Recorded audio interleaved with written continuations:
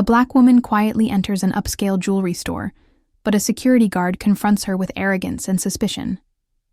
The atmosphere grows tense as bystanders watch. One symbolic act flips the tension, leaving everyone stunned as the chapter ends on a sharp cliffhanger. "We don't allow people like you in here. Move along." The words cut through the polished silence of the jewelry store, like glass shattering on marble.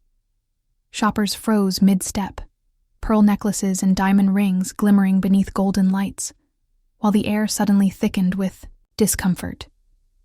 A heavy silence fell, the kind that makes hearts race, as all eyes turned toward the tall, uniformed guard standing near the glass door. His voice echoed with arrogance, his chest puffed with the authority of entitlement, as though the store was his own kingdom. The woman he spoke to did not flinch. She stood quietly, her presence composed and dignified. A black woman in her mid-30s, dressed in a tailored navy blue coat, her leather handbag hanging elegantly from her shoulder. Her expression betrayed neither shock nor anger, only the kind of calmness that makes arrogance look small. Behind her, a teenage boy clutched her hand tightly, his eyes darting between the guard and the curious onlookers. The store was a picture of luxury, velvet carpets muffling each step, crystal, chandeliers sparkling overhead, and glass cases filled with jewels that seemed untouchable. Wealthy customers hovered nearby, their whispers soft but sharp, like knives dressed in silk. Some frowned in disapproval at the guard's tone, but none dared to speak. Others looked on with thin smiles, entertained by the scene unfolding before them. The guard stepped closer, his boots heavy on the carpet. "Didn't you hear me? This isn't your kind of place. You're making customers uncomfortable." His hand brushed against his holstered belt, not threatening, but reminding everyone where power was supposed to rest. The woman finally looked up, her eyes meeting his. For a moment, the silence deepened further. She reached into her handbag, slowly, deliberately. A gasp spread across the room. Someone thought she might argue. Someone else thought she might protest. Instead, she pulled out a small velvet pouch and opened it. Inside was a delicate wristwatch, its face cracked, its band worn thin with age.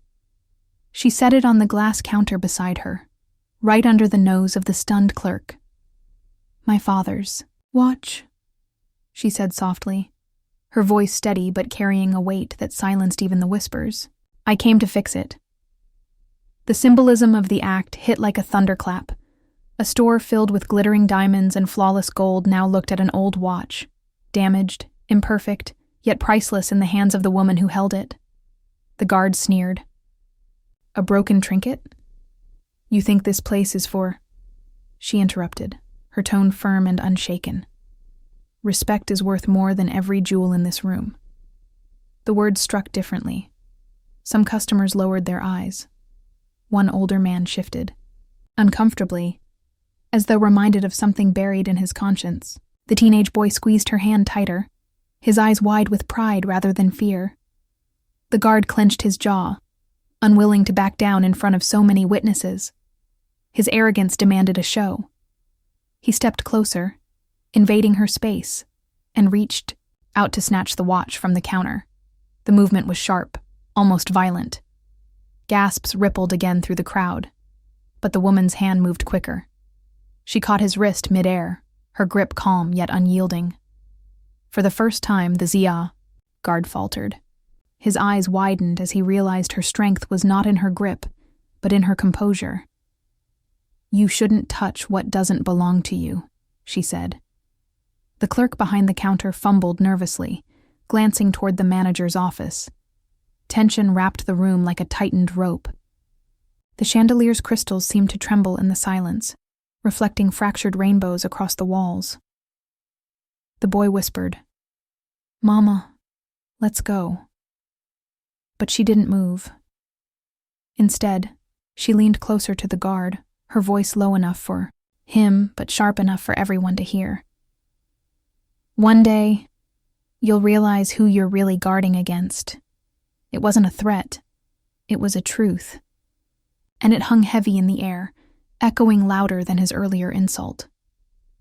The guard yanked his arm free and laughed, though the sound was forced, brittle like glass ready to crack. "You think you belong here? Prove it."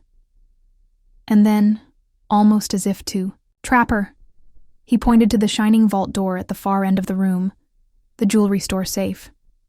"If you're so important, why don't you go ahead and open that?" He scoffed. His words carried mockery, a challenge thrown carelessly. Customers chuckled nervously, unsure if this was entertainment or humiliation. The woman glanced at the safe. Her calm expression didn't flicker, not even for a second. She looked back at him, then at her son, who was watching her with anxious eyes. Her lips curved into the faintest smile, and then she said just one line. "Be careful what you ask for." The chapter ends with the boy's hand tightening in hers, and the guard's smirk faltering, because deep down, something in her eyes told him the safe might not be as locked to her as he thought. She's still standing there? Why don't they just call the police already? The whisper came from a woman draped in fur, her jeweled fingers clutching a pearl necklace like it were a holy relic. The jewelry store had returned to its polished hum, but the air buzzed with something else now, an uncomfortable anticipation, a quiet storm building under the chandeliers. The black woman and her son stood near the counter, framed by velvet-lined cases filled with diamonds that sparkled under the golden lights. The security guard crossed his arms, a smirk spreading across his face. "See, everyone agrees," he barked, his voice bouncing across the room. "You don't belong here." The woman did not answer. She held her son's hand, squeezing gently, her eyes tracing the glittering reflections in the glass.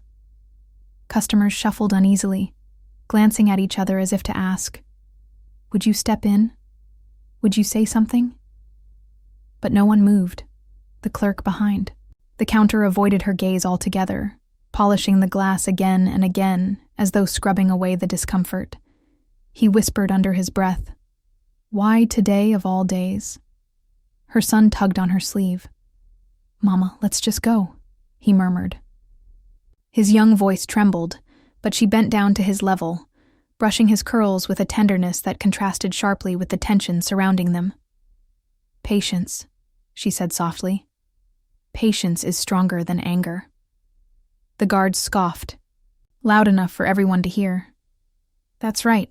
Teach the boy how to wait his whole life. That's all people like you are good at, isn't it? Waiting outside doors you'll never get to open." A couple near the ring display gasped at his words, but they turned quickly away, pretending to admire a bracelet. Silence returned, heavy and suffocating. The woman finally spoke, her tone clear and calm. "Do you guard the store? Or do you guard your fear?" Her words weren't shouted. They didn't need to be. The line cut through the guard's arrogance, leaving him momentarily speechless. A murmur rippled among the shoppers, some exchanging guilty glances, others pretending they hadn't heard. The boy's eyes lit with something new, pride, the kind that comes from seeing dignity outweigh insult. The guard recovered quickly, his pride refusing to crumble. "Enough of this," he barked. He reached for the phone at his belt, preparing to call for backup, his voice swelling with authority. "You've got one chance to leave before—" The sound of a sharp click stopped, him cold. The boy startled, but his mother didn't flinch.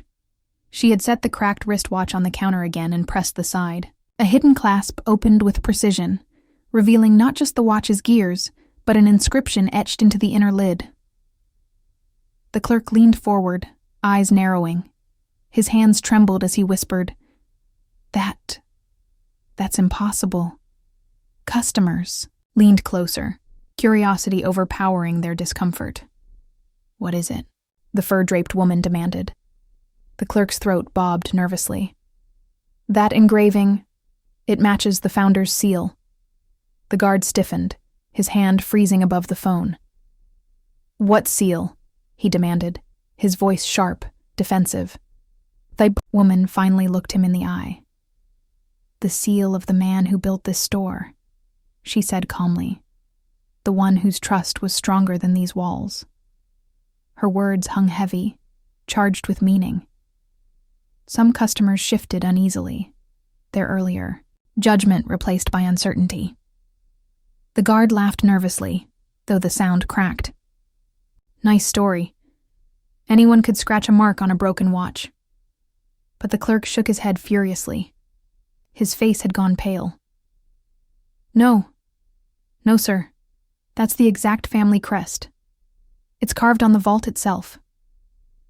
His voice faltered, almost reverent. "I've only seen it once." The room stirred with shock. Suddenly, the glistening jewels in their glass cases seemed like mere stones compared to the weight of history sitting quietly in the woman's hand. The boy looked up at his mother, eyes wide. "Mama, how do you—" She squeezed his hand gently.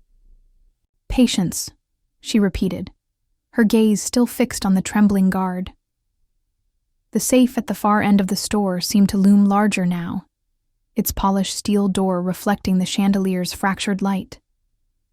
And for the first time since she had stepped into the store, a faint murmur of respect spread among the customers. The guard clenched his jaw, his arrogance now laced with unease. He stepped closer, lowering his voice to a growl. "Whatever you think you know, it won't change the fact that you don't belong here."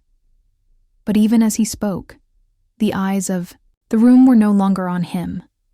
They were on her, on the watch, on the possibility that this quiet woman held a key to something far greater than anyone expected. And in that silence, the boy whispered the words everyone else was too afraid to. "Ask, Mama, can you really open it?" The guard's smirk returned, but his eyes betrayed doubt. The woman lifted the watch gently, her expression unreadable, and for the first time, she allowed herself a small, knowing smile. The chapter closed with that smile, the room buzzing with whispers and disbelief, and the vault door in the distance gleaming like it were waiting for her touch. "Don't listen to her," the guard barked, his voice sharp enough to shatter the murmurs spreading through the store. "She's lying. Probably some scam to make. You all feel sorry for her." His words bounced off the chandelier crystals, but the crowd no longer seemed convinced. Customers shifted uneasily, exchanging looks that betrayed doubt. The fur-draped woman clutched her pearls tighter, her lips pressed into a thin line. A man in a business suit frowned, muttering. But the clerk recognized it. The guard's cheeks flushed red. Authority was supposed to be his armor, yet now it felt like paper tearing under the weight of whispers. The woman remained still, her son's small hand wrapped in hers. The cracked watch sat quietly in her palm, its engraving catching the soft golden light. She wasn't arguing. She wasn't pleading. She was simply existing. And somehow, that was louder than all his shouting. The clerk hesitated, glancing nervously between them. His voice trembled. "Sir, I swear, I've seen that crest before. On the founder's documents. On the vault. Itself." The guard turned on him, his words dripping with venom. "And what are you, some kind of historian? You sell rings. That's it. Don't get fooled by a street trick." But the more he snapped, the weaker he looked. Customers leaned back, murmuring. One older gentleman shook his head. "There's no need for this kind of tone. She's only showing a watch, not robbing the place." The guard's jaw tightened. He was losing ground, and he knew it. The boy tugged at his mother's sleeve again. "Mama, why are they so angry?" His small voice trembled, carrying into the silence. She knelt down, brushing his cheek softly. "Because sometimes," she whispered, "truth scares people more than lies." Her words carried like wind through the room, subtle but undeniable. Even those who had stayed quiet now looked uncomfortable with the guard's aggression. The guard straightened his shoulders, forcing himself taller. Enough! His voice cracked like a whip. This is private property. You don't have the right to stand here. The woman finally met his glare. Sometimes the ones who shout the loudest, she said calmly, are the ones most afraid of being unheard. The line struck deeper than he expected. For the first time, his smirk faltered, replaced by a flicker of uncertainty. He took a step back, as though the ground beneath him had shifted. The boy noticed. "Mama," he whispered. "He's scared." The guard's eyes darkened. "Scared?" He laughed bitterly, though the sound rang hollow. "Of her?" He pointed, jabbing his finger in the air. "She's nothing. Just another nobody walking in here thinking she can—" "Then why are your hands shaking?" the woman asked softly. Gasps rippled through the room. Everyone looked. And indeed, his fists, clenched tight at his sides, trembled just enough to betray him. His face turned crimson. "You—" But before he could finish, the store manager emerged from the office at the back. A slim, well-dressed man with silver hair and polished shoes. He stepped into the charged silence like a conductor into an orchestra gone wild. His sharp eyes scanned the scene. The guard standing stiff. The woman poised in calm dignity. The boy clutching her hand. And the cracked watch glinting on the counter. "What?" the manager asked evenly. "Is going on here?" The guard straightened. Immediately, relief flashing across his face. "Sir, this woman was causing a disturbance. I was just handling it." But the manager raised a hand, silencing him. His eyes lingered on the woman. On the watch. His expression flickered. First confusion, then recognition. "Where did you get that?" the manager asked quietly. The guard blinked. "Sir?" The woman didn't move, didn't flinch. "From someone who believed trust was stronger than locks," she said. Her answer seemed to strike him like a chord. The manager inhaled sharply, his lips parting as though to speak, but then he stopped, catching himself. His eyes darted toward the vault in the distance, then back to her. The crowd sensed it, the hesitation, the unspoken weight behind his stare. Whispers spread faster now. "Does she really? But how? What does it mean?" The guard, panicked by the shift, raised his voice again. "She's bluffing. You don't really believe." But the manager cut him off, his tone sharp. "Enough." The single word silenced the room more than all the guards shouting combined. The boy squeezed his mother's hand, his eyes wide. For the first time, someone in power had spoken differently. The guard's jaw dropped. "Sir, you can't be serious. You're not actually considering—" The manager turned to him, his gaze cold. "I said enough." And in that moment, it was clear. The cracks in the guard's authority had split wide open. The chapter closed with the woman's steady gaze locked on the vault door, the manager's unease heavy in the air, and the guard's pride collapsing under the weight of something he could no longer control. The store had grown so quiet that the faint ticking of the wall clock could be heard.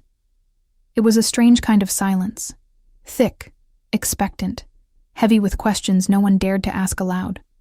The manager stepped closer, his polished shoes clicking softly against the marble floor. He extended a hand, not toward the woman, but toward the watch in her palm. "May I see it?" His voice was controlled, but beneath it, an unmistakable tremor lingered. The woman studied him for a long moment before placing the cracked timepiece gently into his hand. She did not look afraid. If anything, there was a quiet assurance in her eyes, as though she had been waiting for this very moment. The guard rushed to speak, his words tumbling out in panic. "Sir, you can't— Don't let her fool you. It's probably stolen or fake or—" The manager silenced him with a single glance. Then he lifted the watch, tilting it under the chandelier's golden glow.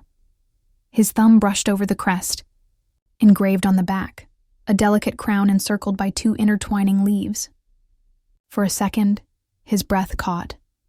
"This," he whispered, almost to himself. "This is the founder's seal." A ripple went through the crowd like a wave breaking across the shore. Gasps, murmurs, startled glances. The atmosphere had shifted, again, and the guard's confidence drained as quickly as spilled water. The boy, sensing something big, tugged on his mother's sleeve. "Mama, what does it mean?" She knelt down, brushing his cheek gently. "It means," she said softly, "that truth always finds its way home." The guard shook his head violently, his voice rising in desperation. "No, that's impossible. This store belongs to Mr. Whitmore. His family's crest is locked away in the archives. There's no way she—" The manager's sharp tone cut him off. "Be quiet." It wasn't just a command. It was final, carrying an authority the guard no longer had. Holding the watch closer, the manager turned back to the woman. "Where did you get this? Tell me honestly." Her lips curved into the faintest smile. "It was given to me by someone who believed not in wealth, but in legacy."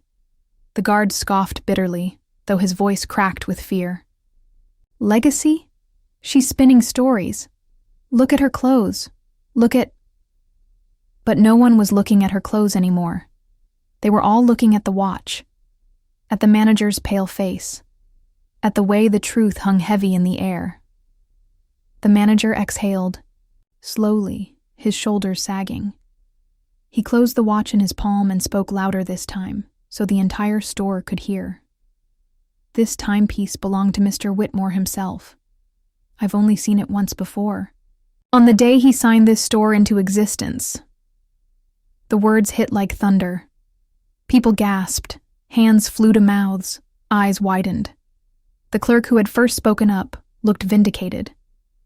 "I told you I recognized it," he said, almost breathless. The guard's face drained of color. His authority, once built on barked orders and intimidation, now lay crumbling at his feet. The woman reached out calmly, her hand steady. "May I have it back?" The manager hesitated, then placed the watch gently into her palm.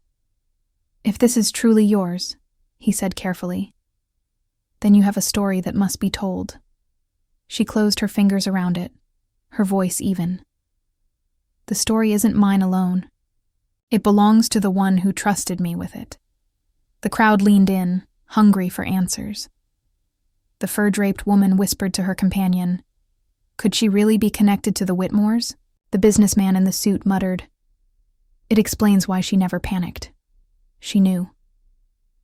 The boy, wide-eyed, asked, "Mama, did you know this would happen?" She smiled faintly at him, brushing his hair back. "I knew truth would speak louder than lies. I just didn't know when." The guard could no longer contain his panic. He stepped forward, pointing accusingly. "Don't you see what she's doing? She's manipulating you. She's just a—" But his words faltered when he saw the stairs. No one looked convinced anymore. Instead, they looked at him with disgust, as though his loudness was finally nothing but noise. The manager fixed him with a hard glare. "Enough. Your conduct today has been disgraceful. You embarrass this establishment, our staff, and our customers." The guard stammered, sweat glistening at his temple. But sir," the manager's voice grew colder. "Not another word." The silence that followed was crushing. The woman straightened her shoulders, the cracked watch still in her hand. She looked at the guard, not with anger, but with something deeper. Pity. And somehow, that look wounded him more than any insult could have. The crowd, once curious spectators, now seemed to stand with her. Their gazes, their whispers, their shifting weight all pressed on the guard like an invisible judgment. He had gone from predator to fool in a matter of minutes. The boy whispered, "Mama, he looks so small now." She squeezed his hand gently. That's what happens when lies lose their shadow. The chapter closed on the image of the guard, shrinking under the weight of his own crumbling authority, while the woman's quiet dignity shone brighter than the crystal chandeliers above. The cracked watch, once dismissed as worthless, now pulsed with history, mystery, and undeniable truth. The store buzzed with low whispers, like a hive stirred awake. Customers leaned closer to one another, trading theories in hurried tones. Eyes darted from the woman to the guard, from the watch to the manager, as if trying to piece together a puzzle that had been hidden for years. The woman stood quietly in the center, her son's small hand tucked into hers. She was calm, but her calmness was no longer mistaken for weakness. It was strength, dignity, and something the guard could not break. The manager cleared his throat. "Madam," he said carefully, "the presence of this watch here cannot be mere coincidence. It is part of this company's heritage. Please, for the sake of truth, tell us how it came into your possession." The woman looked down at the cracked glass, the faint crest glimmering beneath the lights. For a long moment, she said nothing. The silence deepened, stretching the crowd's anticipation like a taut string ready to snap. Finally, she spoke. "This watch was given to me by a man who believed wealth should never blind kindness. A man who knew this store was not just built on gold and diamonds, but on trust." The manager's brows furrowed. "You mean Mr. Whitmore himself?" She nodded softly. Gasps rose from the crowd like a wave. The guard erupted, his voice sharp, desperate. "Lies. All lies. She's nothing but a poor woman spinning tales to embarrass us." But the crowd no longer looked at him with respect. Instead, their eyes narrowed, their lips curled with disdain. One man in the back muttered loudly enough for others to hear, "Funny, isn't it? The guard sounds more like a criminal than she ever did." The boy glanced up at his mother, his young eyes full of wonder. "Mama, you knew Mr. Whitmore?"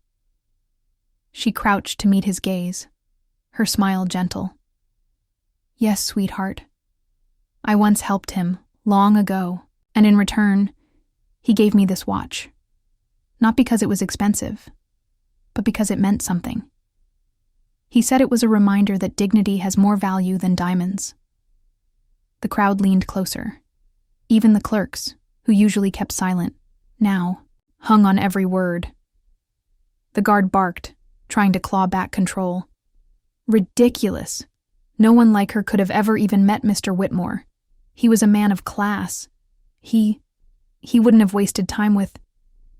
He trailed off, realizing too late that every syllable dripped with prejudice. The room stiffened. The murmurs turned sharp, like knives cutting through his defense. A woman in pearls whispered, "Listen to him, still mocking her even now. He has no shame." The manager's jaw tightened. "You forget yourself," he snapped at the guard. The guard faltered, but anger kept him standing. I was just protecting the store." "No," the woman said quietly, her voice slicing through the tension. "You were protecting your pride." Her words landed with the weight of a hammer.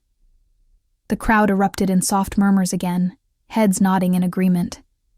The boy squeezed her hand tighter. "Mama, are we safe now?" She bent down and kissed his forehead. "Yes, my love. We're safer in truth than in fear." The manager sighed, rubbing his forehead as if trying to process the enormity of the moment. "If what you say is true, then you hold in your hands not just a watch, but a symbol of this company's beginnings. The Whitmore family valued kindness, fairness, respect, values we seem to have forgotten." His eyes flicked to the guard, burning with disappointment. and values you trampled on today." The guard opened his mouth, but no words came. His throat worked soundlessly, sweat dripping down his temple. For the first time, he looked small, shrunken in front of the very customers he once intimidated. The woman took a deep breath and spoke again. "Mr. Whitmore told me once, if the day ever comes when you are made to feel small in this place, show them this. Let them remember what truly built these walls." Her voice, steady and unwavering, seemed to echo in every corner of the store. The boy looked up at her in awe, as if he were hearing not just his mother's story, but a piece of his own legacy. The manager bowed his head slightly. "Madam, I believe you, and I think everyone here does too." The crowd murmured agreement, some nodding, others glaring at the guard who still stood trembling, his fists clenched helplessly at his sides. The woman straightened, her gaze sweeping across the room. "This watch may be cracked, but its meaning is not. You judged me for my clothes, my skin, my silence. But truth doesn't need polish to shine." The clerk who had first spoken up smiled faintly, whispering to a colleague, "She's stronger than all of us." The guard's last shred of control slipped. "No!" he shouted, voice breaking. She can't just come in here and make us look like fools." The manager's voice rang out like a gavel. "Enough! You've made yourself look like a fool. This woman has done nothing but reveal the truth. You, on the other hand, have disgraced this store with your prejudice." The guard's lips quivered. He looked around wildly, searching for someone, anyone, to defend him. But every eye turned away. Every shoulder shifted. He was alone. The boy whispered to his mother again, almost in disbelief. "Mama, the truth really did win." She squeezed his hand and whispered back, "It always does, even when it takes time." The chapter ended with the guard standing pale and trembling, the woman standing tall with the cracked watch gleaming softly in her hand, and the crowd united, not by diamonds, but by justice. The store felt like a courtroom, every breath heavy with judgment. The cracked watch in the woman's hand glimmered faintly under the bright showroom lights, a reminder that truth was no longer hidden. The guard's fists trembled at his sides, his jaw clenched so tightly that his teeth ground together. His uniform, once a symbol of authority, now felt like a costume, ill-fitting, exposing him as a fraud. The manager's voice sliced through the tense air.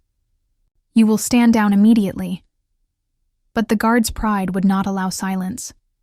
"No, she's twisting everything. These people," he gestured wildly at the watching crowd, "they're eating up her lies because she knows how to play the victim." The audience erupted in outrage. One woman snapped, "How dare you!"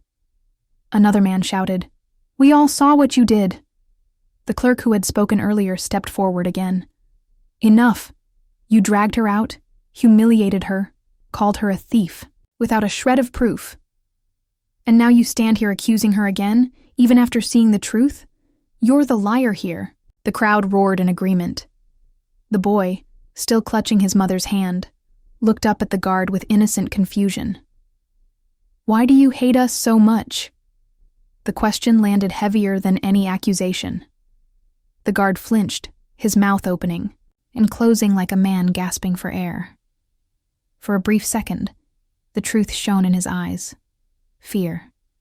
Not of the woman, not of her son, but of losing the only power he had ever wielded. The manager's patience thinned. He stepped closer, his voice cold and firm.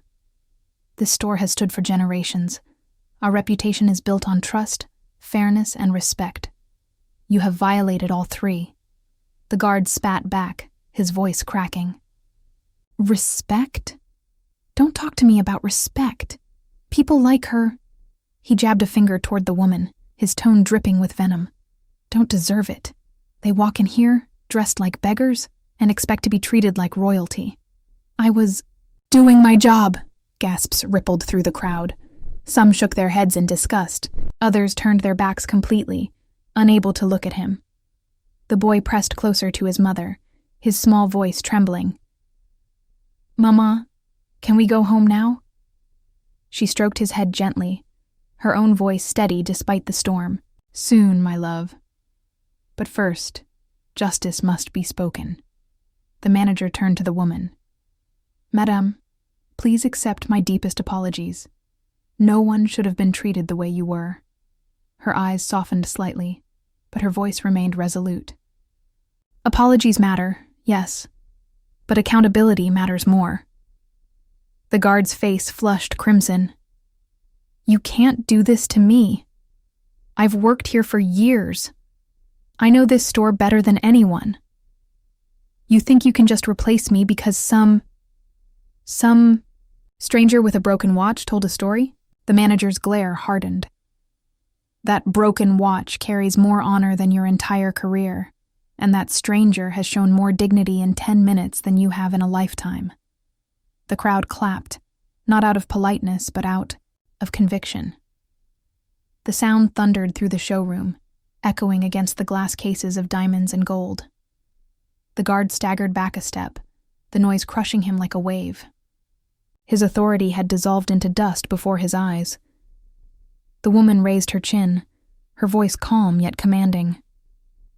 "This is not just about me.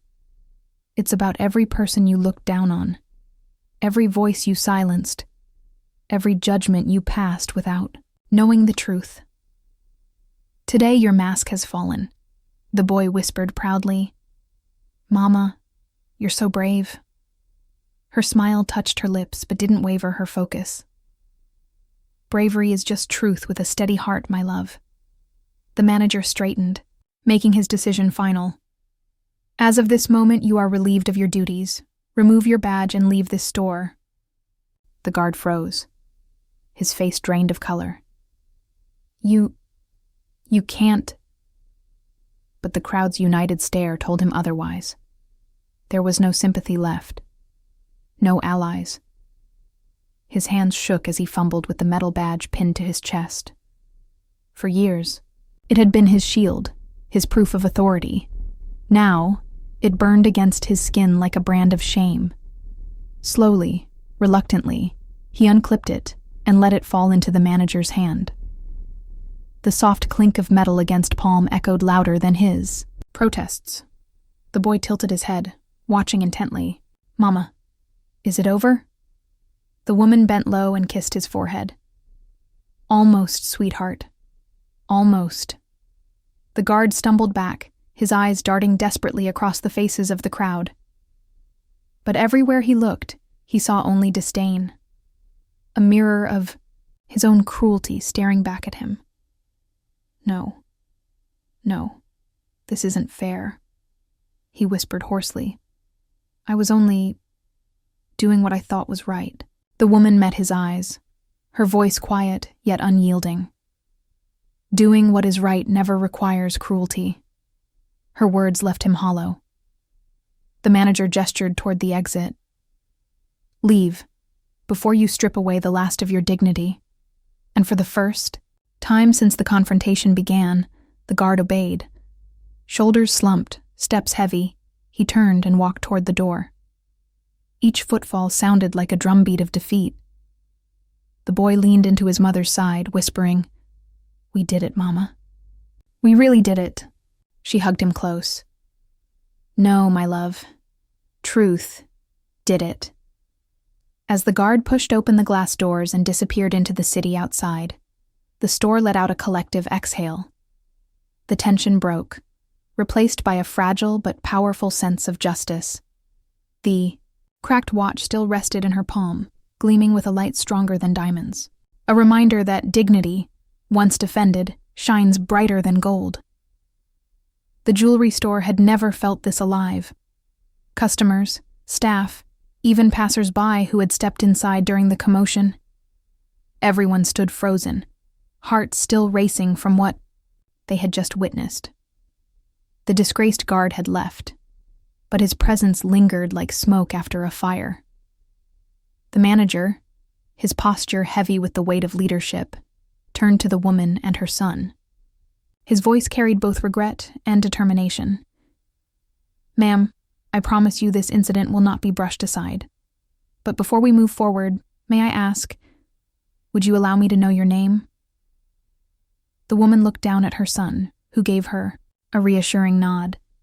She straightened, her dignity wrapped around her like armor. "My name is Dr. Naomi Carter," she said clearly, her words echoing through the hall. "And this," she gently squeezed her son's hand, "is my son, Elijah." The room stirred. Murmurs rippled through the crowd. "Doctor?" One man whispered. "She's a doctor?" Another repeated, shocked. Even the clerk who had spoken earlier blinked in disbelief. "All this time, they accused her of being a thief?" Naomi continued, her tone calm but piercing. "I have spent the last 15 years serving this community. Day and night, in hospitals, in free clinics, even during the darkest days of the pandemic. I've treated strangers who became family. I've held the hands of the dying when no one else would." Her voice broke slightly, but she steadied it. "And yet, when I stepped into this store, dressed simply, yes, because I care more for lives than luxury, I was treated as less than human." The boy Elijah's small voice piped up pure and unfiltered. "Mama saves people every day. She even saved Mr. Benson when he couldn't breathe." A gasp rose from the back. An older man with silver hair stepped forward, leaning on a cane, his face lit with recognition. "Naomi Carter."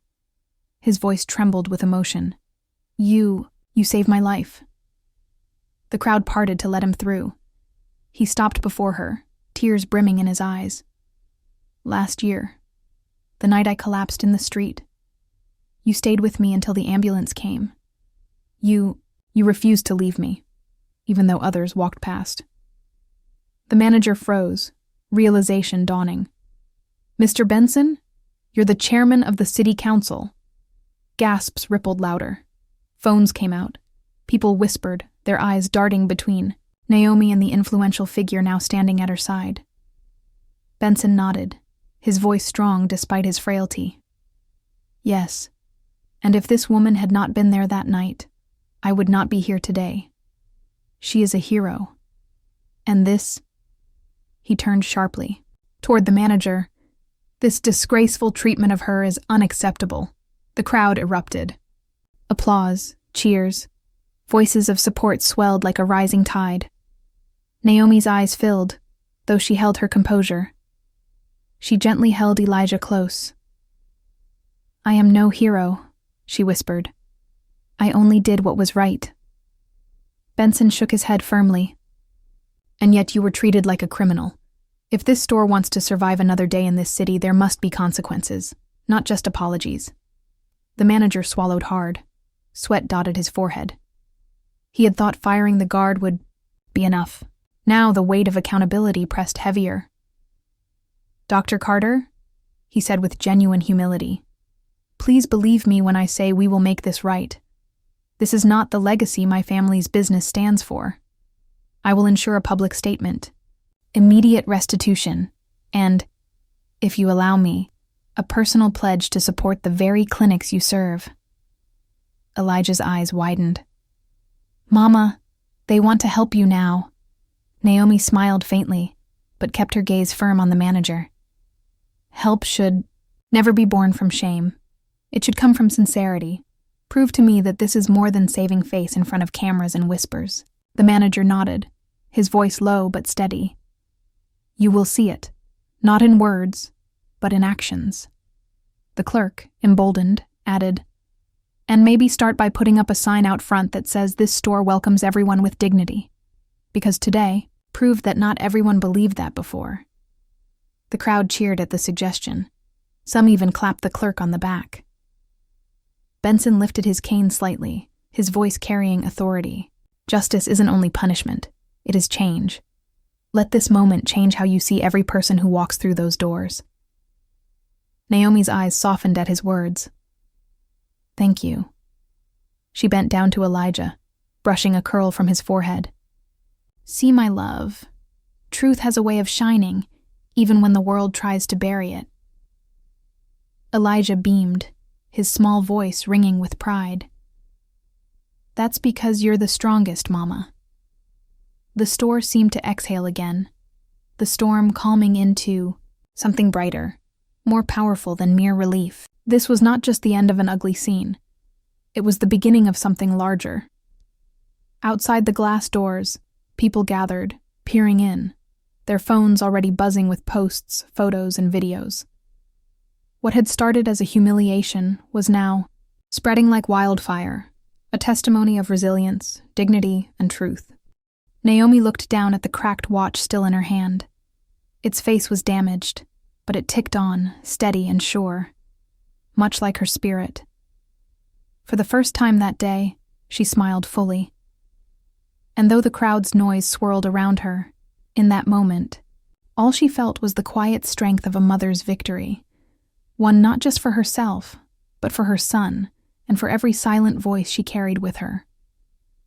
The jewelry store was still buzzing like a hive after Benson's declaration. The staff looked shaken, the manager humbled, and the crowd electrified. Naomi Carter, once humiliated as a suspect, now stood tall as a respected doctor, her son Elijah gripping her hand like a lifeline. But while admiration swirled, so did tension.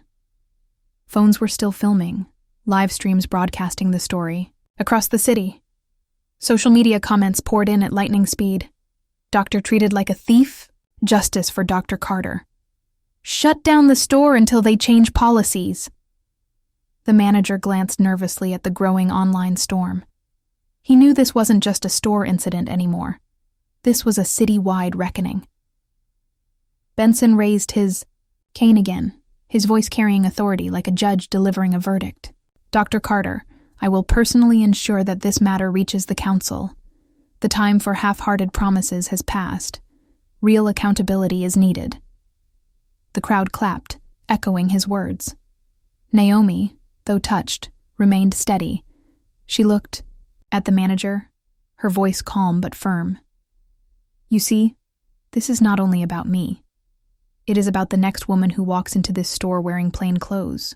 The next child who wonders why his mother is treated like less. If you want to make this right, start there. Her words struck deeper than any accusation. They weren't about revenge, they were about change. The clerk who had spoken before nodded fiercely. She's right. We can't just fix this one day and forget tomorrow. The whole system has to change. The manager let out a long breath, his pride crumbling into resolve. Dr. Carter, you're right. I don't know yet how, but I will ensure this place becomes a model of fairness, not shame. At that moment, the glass doors swung open again. Everyone turned. 2 uniformed police officers walked in, one white, one black. Their presence immediately silenced the crowd. The whispers grew nervous. Elijah gripped Naomi's hand tighter. Mama, are they here for you? Naomi bent down, whispering softly. No, baby. They're here for truth. The white officer stepped forward, his face stern. We received multiple calls about a disturbance, reports of harassment and possible discrimination. All eyes darted to the manager. His face went pale. The black officer's gaze softened when he saw Naomi and Elijah. He asked gently, Ma'am, are you all right? Were you treated unfairly? Naomi's eyes didn't waver. Yes, I was humiliated and accused without reason, but the man responsible has already been removed. The black officer nodded, then turned sharply to the manager. And what about accountability? Because from what I hear, this wasn't a misunderstanding. It was profiling. The store grew tense again. The white officer glanced at the crowd. We'll need statements from witnesses, and we'll be filing an official report.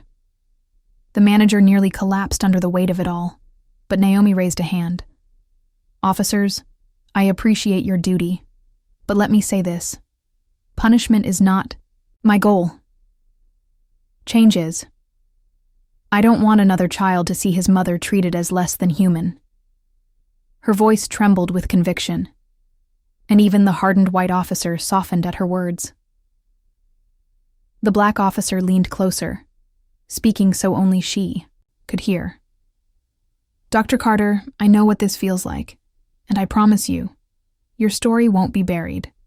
We'll make sure it reaches the right channels." Naomi smiled faintly. "Thank you." Meanwhile, Elijah, emboldened by everything happening, stepped forward. His small voice rang out, clear and innocent. "Can I say something?" The crowd turned, surprised. The boy swallowed, then spoke louder. "My mama always tells me people should be judged by their heart, not their skin or their clothes. Today, they forgot that. But my mama never forgets. She saves everyone, no matter what they look like, even people who would never save her."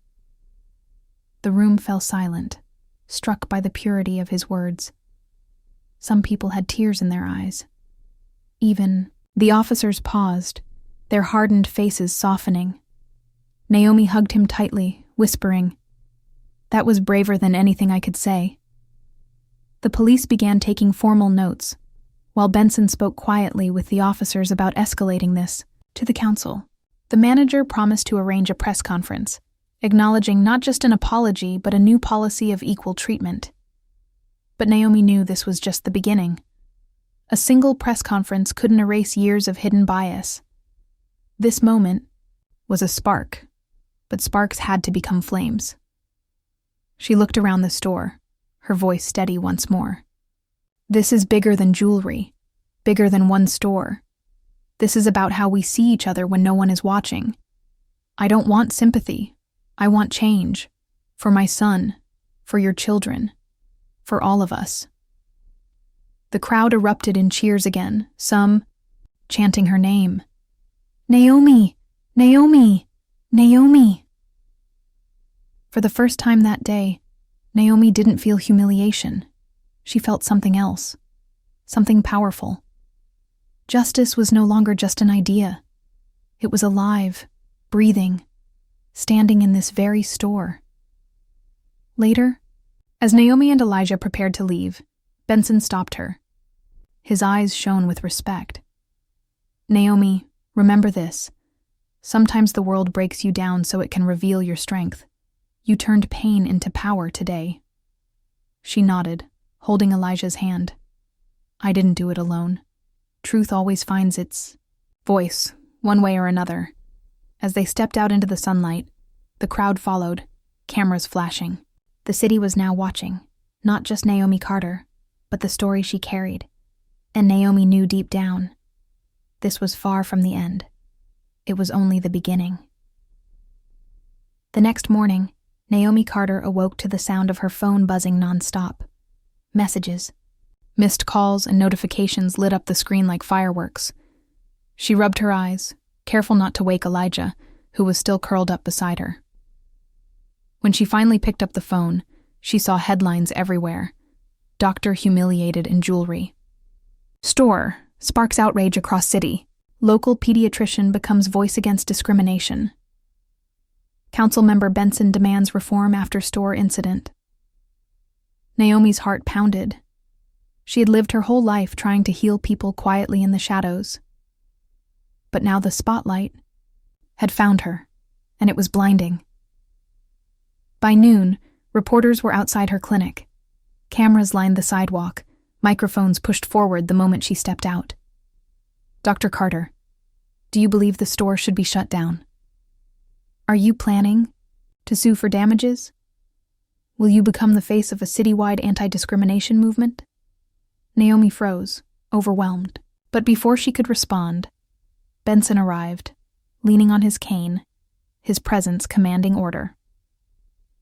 "Ladies and gentlemen," he said firmly, raising a hand. "Dr. Carter is not here to chase fame. She is here to speak truth. If you truly want a story, listen to her, not your assumptions." The crowd quieted, cameras rolling. Naomi inhaled deeply and spoke, her voice steady though her hands trembled. "I'm not asking for money. I'm not asking for revenge. I'm asking for dignity, for every person who's ever been judged unfairly. This is not just about one store. It's about how we treat each other in everyday life.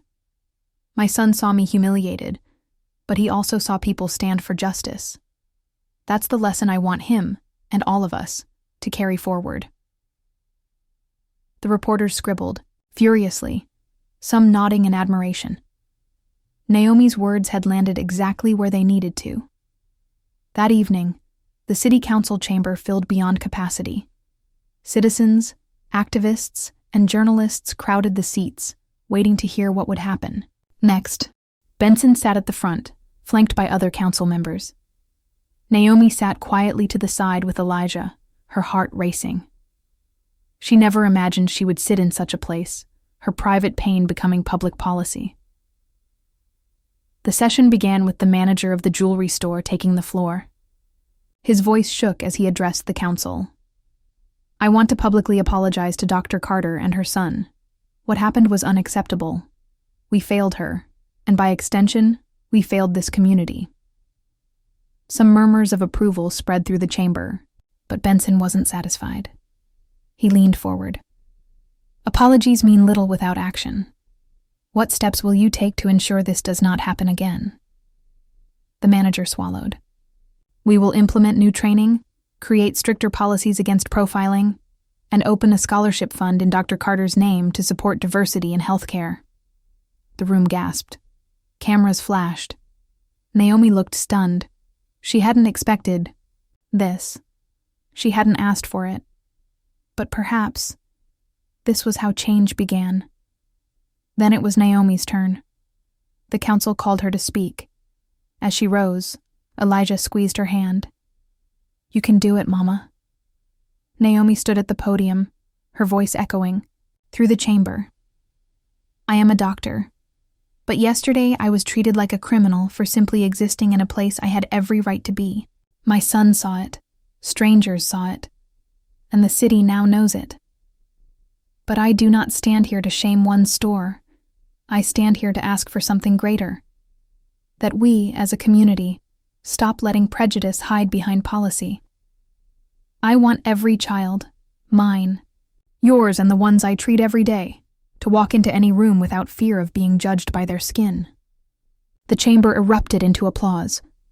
Some council members even stood in respect, but not everyone was supportive.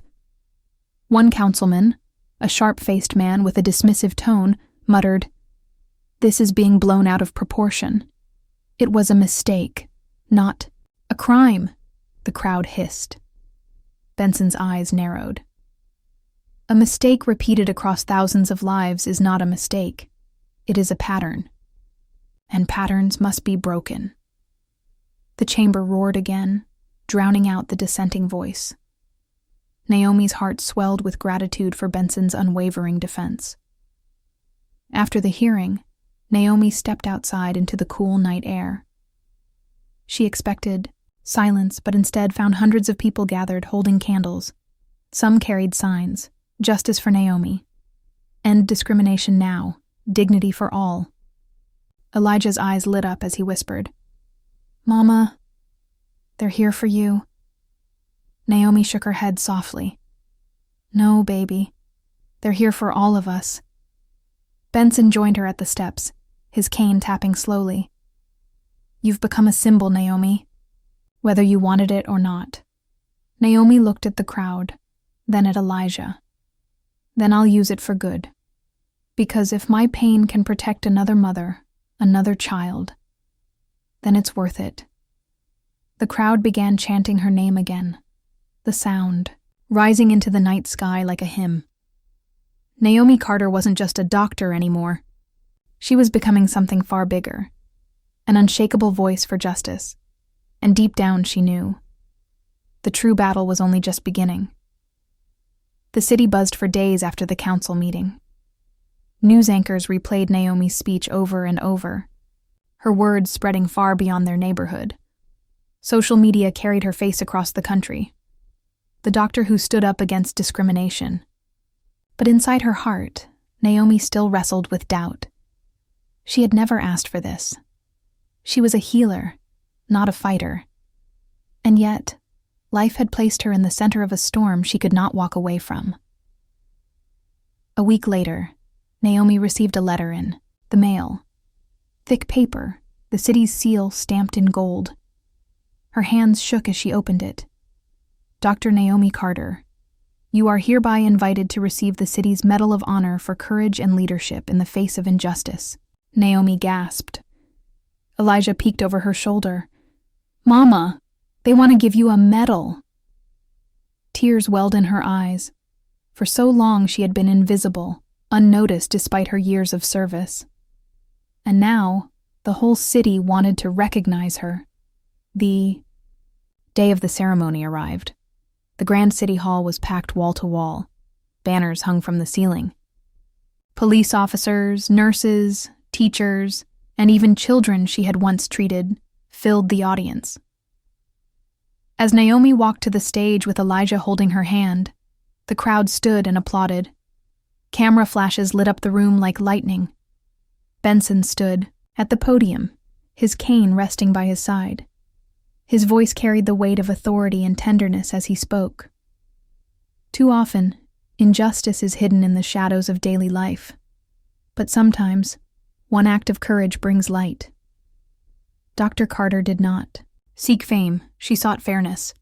She did not demand punishment, she demanded dignity. And tonight, we honor her not just as a doctor, but as a beacon for us all. The crowd erupted into cheers. Naomi's knees felt weak. Elijah squeezed her hand, his small smile giving her strength. When Benson placed the medal around her neck, Naomi bowed her head, overwhelmed. The medal was cool against her skin, but the warmth of the moment was overwhelming. She leaned toward the microphone, her voice trembling at first, but growing steadier with each word. I never imagined standing here. I am just a woman who wanted to buy a gift for her son. But in that moment, I was reminded of something my patients teach me every day. Strength is not about never being broken. It's about rising after the break. I accept this medal not for myself, but for every person who has been told they do not belong. We all belong, and together we can heal this city, not just in hospitals or clinics, but in our hearts. The hall thundered with applause. Some stood, some wept openly. Benson's eyes glistened with pride. Elijah hugged his mother's waist, whispering, "You did it, Mama." But just when Naomi thought the night was over, Benson raised his hand once more. "There is one more announcement," he said. "The City Council has approved a new initiative, the Carter Act, a law requiring all businesses to undergo anti-discrimination training with severe penalties for repeat offenders." Gasps filled the room. Naomi covered her mouth in shock. She hadn't expected this, her name etched into law. The crowd rose again, chanting, "Justice! Justice! Justice!" For the first time in her life, Naomi felt not just heard, but truly seen. Later that night, as the hall emptied and the lights dimmed, Naomi stepped outside with Elijah. The city skyline glowed in the distance, the air cool against their skin. Elijah looked up at her, wide-eyed. "Mama, are you famous now?" Naomi chuckled softly, kneeling to his level. "No, baby, I'm not famous. I'm just responsible. When people listen to you, it means you carry their hopes. And I promise I won't let them down." He hugged her tightly, his little arms clinging around her neck. "I'm proud of you, Mama." Those words meant more than any medal ever could. Across town, the jewelry store that had humiliated her stood dark and empty. The manager had resigned. New owners were preparing to reopen under a new name. On the front door, a sign hung, "Under new management. All are welcome." It wasn't perfect. Change never came easily, but it was a start.